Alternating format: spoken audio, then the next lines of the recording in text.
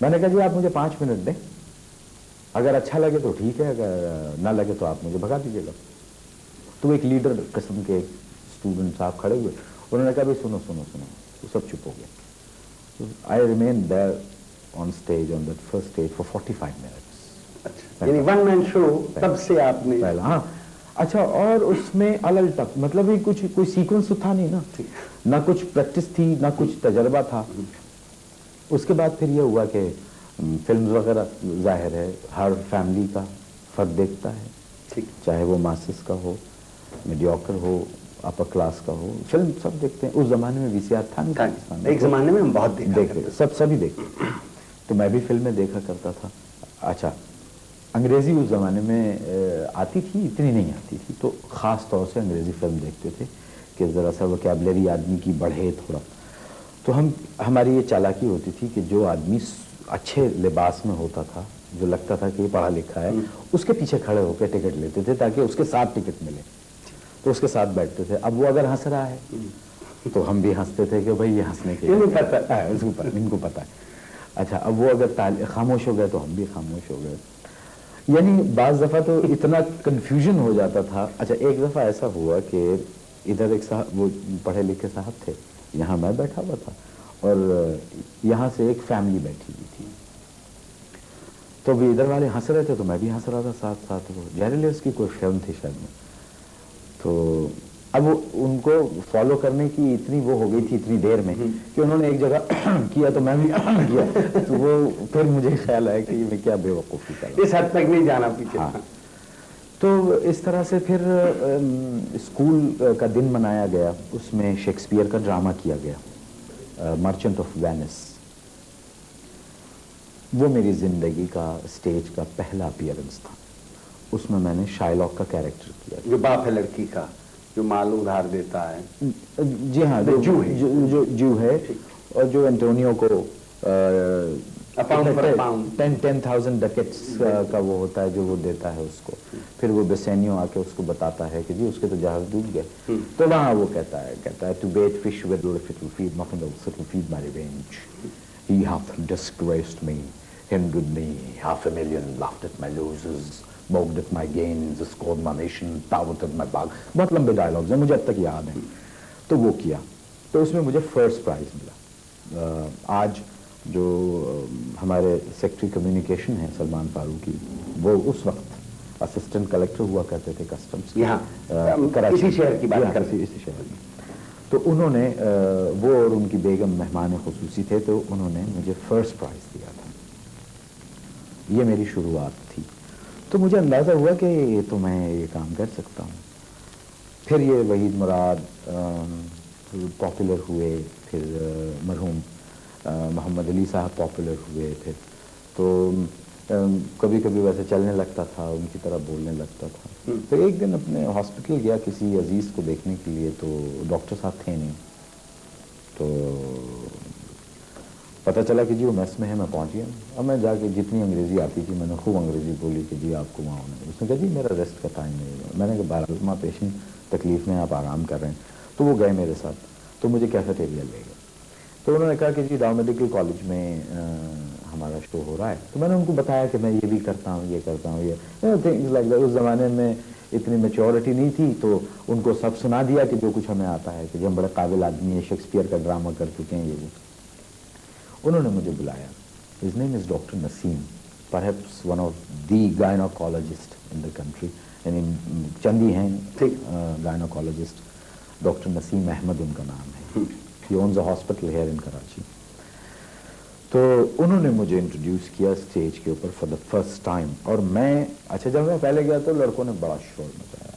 کوئی کہنے لگا چسنی لے آؤ اس کو دو, کوئی نپل لا دو اس کو پلاؤ, کوئی کہنے لگا جی دودھ کی بوتل منگوا دو, کسی نے کہا بھی دانت نہیں ٹوٹے ہیں دودھ کے, بھاگ جاؤ, یہ کرو. بڑا لوگوں نے بہت آوازیں لگائیں. تو میں کھڑا رہا. اسٹیج فرائٹ تو نہیں تھا کیونکہ ڈبیٹس میں بہت حصہ لیا کرتا تھا, ڈبیٹر بھی تھا. ڈکلیمیشن کانٹیسٹ جو ہوتے تھے اس میں بڑے پارٹیسپیٹ کیا. تو میں نے کہا جی آپ مجھے 5 منٹ دیں, اگر اچھا لگے تو ٹھیک ہے, اگر نہ لگے تو آپ مجھے بھگا دیجیے گا. تو ایک لیڈر قسم کے اسٹوڈنٹ صاحب کھڑے ہوئے, انہوں نے کہا بھائی سنو سنو سنو. وہ سب چپ ہو گئے. I remain there on stage, on that first stage for 45 minutes. अच्छा, यानी वन मैन शो तब से आपने पहला, हाँ. अच्छा, और उसमें अलग तक मतलब ये कुछ कोई सीक्वेंस तो था नहीं ना, ना कुछ प्रैक्टिस थी, ना कुछ तजर्बा था, ना ये पता था कि साहब किस तरह से ओपनिंग की जाए, किस तरह से इसको ख़त्म किया जाए.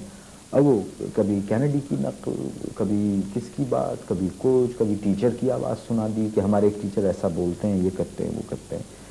तो वो जिंदगी का था.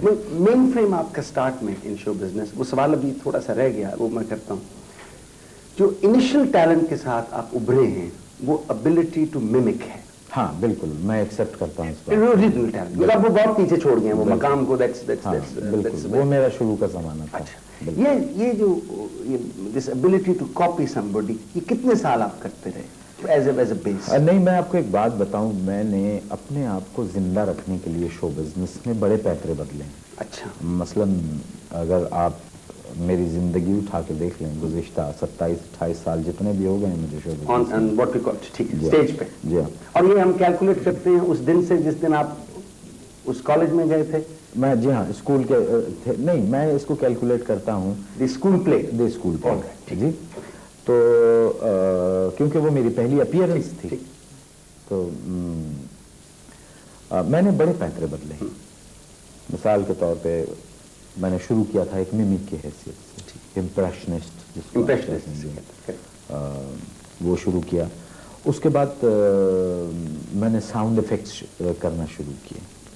अच्छा, आई डिडंट नो दिस. अच्छा, और मेरे जो साउंड इफेक्ट्स हैं आज 27 साल के बाद भी दे आर सो चैलेंजिंग कि आई कैन चैलेंज कि कोई ये जो करते हैं बेशुमार आप करते हैं, कर ही नहीं सकते. They can't do it, like bombing of a plane and things. अब तो बड़ा फनी सा लगता है इसी उम्र में आके, लेकिन उस वक्त तो वो जनाब लोग आके बाकायदा ये पूछते थे कि ये झूठ है, ये आदमी मुंह से कर ही नहीं सकता, ये इतने सारे इफेक्ट्स एक साथ नहीं निकाल सकता. अच्छा, वो किया. उसके बाद फिर जोक शुरू किए, वो छोड़ा. फिर उसके बाद गाना शुरू किया और बहुत अच्छा गाते हैं. वो गाना छोड़ा. उसके बाद फिर कंपेयरिंग शुरू कर दी. मतलब ये गाना, एक्टिंग. जी हाँ, मतलब ये कि मैंने बड़े पैंतरे बदले अपने आप को बचाने के लिए. शो बिजनेस में वो सवाल बीच में रह गए यार कि वो बच्चा कैसे बने कौन से, मतलब जो लौंडा है वो देख रहा आपको यार मैं मोइन अख्तर बन, ठीक है, कोई है इसका नुस्खा, मुजर्रब नुस्खा है तो नहीं. मतलब देखिए, जो अब मिसाल के तौर पे अब आपका एक अपना अंदाज है, ठीक, आपका अंदाज बहुत से लोगों को बहुत बुरा लगता है, ठीक है, आपका अंदाज बहुत से लोगों को बहुत अच्छा लगता है. इसी तरह मेरे साथ भी है, इसी तरह हर एक के साथ है कि अगर आपके जो पसंद करने वाले हैं वो आपकी तरह बात करने की कोशिश करेंगे, आपकी तरह उठने बैठने की कोशिश करेंगे, लेकिन ये चीज़ सिखा नहीं सकते आप किसी को. ये है अंदर. बस आप दूसरा नई बुखारी पैदा नहीं कर सकते या दूसरा नई अख्तर नहीं पैदा कर सकते. ये आपसे अच्छा होगा या आपसे बुरा होगा, आप जैसा नहीं होगा.